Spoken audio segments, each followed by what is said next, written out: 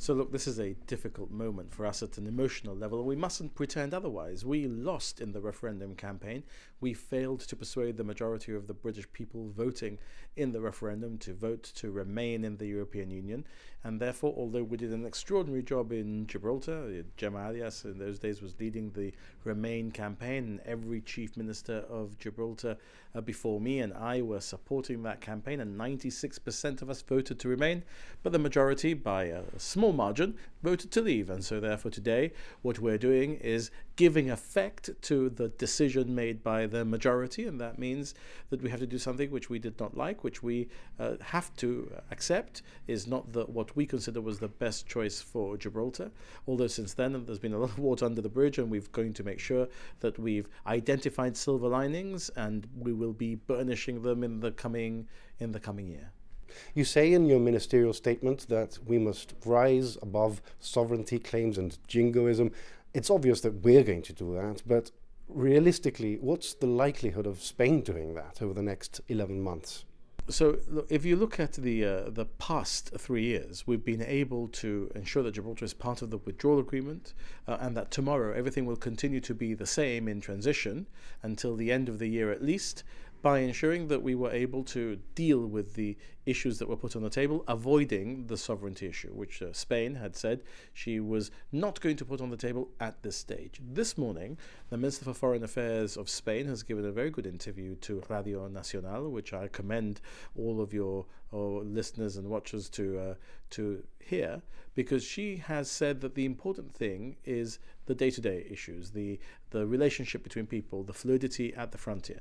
And only when pressed twice by the interviewer did you say that, well, we might have to have a conversation about sovereignty and administration of the creation of this area of prosperity that all sides are talking about now. So look, I think that we have to hope, and we're human, we have to have hope, and we have to hope and wish that the Spanish will finally realize that they're not going to get anywhere with their sovereignty claim, especially in the context of what is in effect the negotiation of a commercial relationship. Well, look, I hope that they're not going to believe that we're going to be changing our position if they raise the issue, that we're going to continue negotiating if they were to put it on the table as a part of what they want to extract as the price. People know that we will not be accepting such a price ever.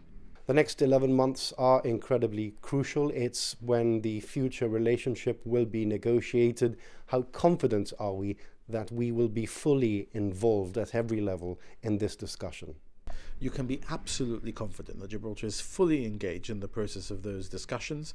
They are discussions that involve the whole of the United Kingdom, so different devolved administrations also plugging in. We are very, very plugged in. I might tell you that for the past 3 years, I've been involved in providing input on almost an hour-by-hour basis when negotiations have been ongoing, and the Attorney General has been very, very involved, and so has the Deputy Chief Minister and Financial Secretary in different areas. So there need be no concerns whatsoever that we're not being listened to, or that we won't be the ones guiding the issue when it comes to directly Gibraltar-centric issues.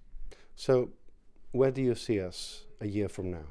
Look, Gibraltar's going to do well. That is the reality. We have to work very, very hard, and the next 11 months are daunting from the point of view of the work that we're going to have to put in. I know, having worked the past 3 years, how much work this is going to require, how much personal sacrifice it's going to mean for my family and for the families of others in my team. But look, this is an obligation that we have. We have an opportunity to deliver. We have the energy and the enthusiasm and the ability to deliver for Gibraltar. We're going to work harder than we worked in the period of withdrawal, and I've wanted to point out to people that they should be careful not to jump and believe everything that they read in a Spanish newspaper or in a Spanish report, especially on Spanish social media sites and electronic communication sites. And we will not be able to counter everything that is said all of the time, because we can't give a blow-by-blow account of what's happening in the negotiations.